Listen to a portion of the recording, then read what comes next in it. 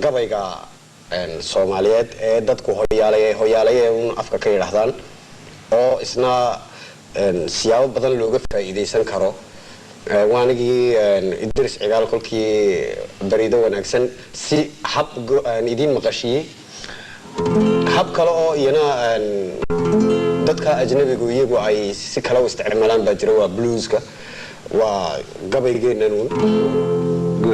anha wax idinka yar maqashiyay kolka sidii Soomaali loo oran jiray aan bal horta idin maqashiyo intaanan idin maqashin kolka music lagu daro sidoo soo baxayo indhaweyd bagabaygii ma tirin toosanaan jiray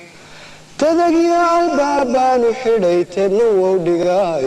tusmahaan ka soo saari jiray turay waa hore kolka music la raaciyo waa isaguna waxba laga bedelin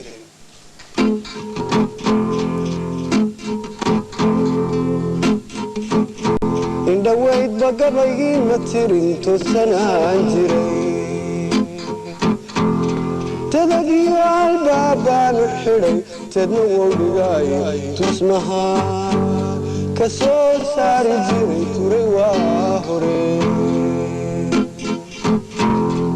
tusmahaan ka soo saari jiray turay waa hore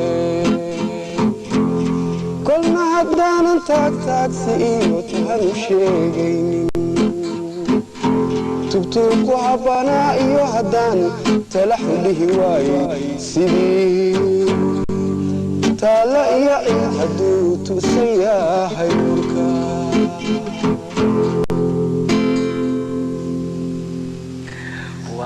عمر معلم كورم قبيقة أو خضري aad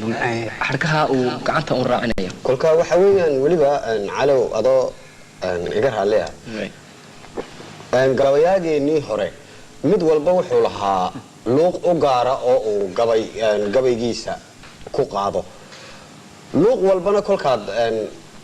kasii daba tagtay ee aad sidii ninkii gabayaaga ahaa ee lahaa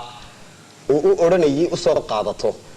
waxay soo baxaysaa iyana hab gooniya oo rhythm u gooniya leh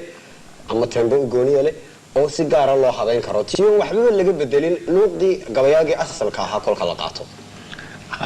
hadii kale waxaan lahaadan ugu horeyn jiray saar cadays ciise ku qaadi jiray hadii la habeeyo waxaan u arkaaba sida raabkan iminka socdo oo kale kolka adigu waxa bad gelin lahayd ba tempo ama rhythm rap sida ay tahay yaabad gelin lahayd ba sida ay tahay oo rap loogu qaado wayab way wanaagsanaan lahayd imaqashi miyad kan hadii kale waxaan midhii baanan u haynin maya midhi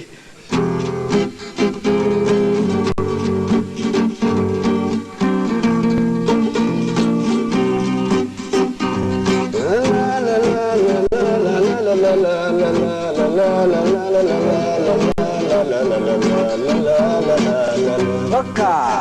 كلا وحن لها وشكا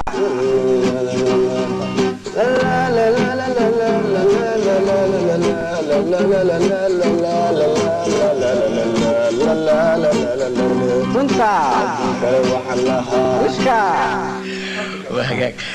لا يرحبيه وباهنتay mooyane way si fiican bay ku dhacaysaa sax sideen oo galay fiican waa midhii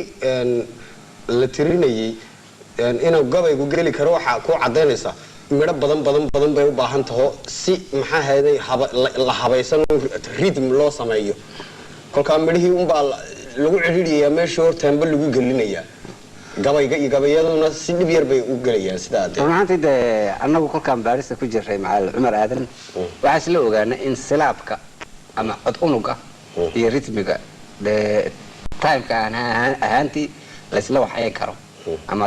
kolka time-ku ma dejisanaysa ama soo koobanaysa marka inaad weedha doonto saa doonto adigu u nidaamin karto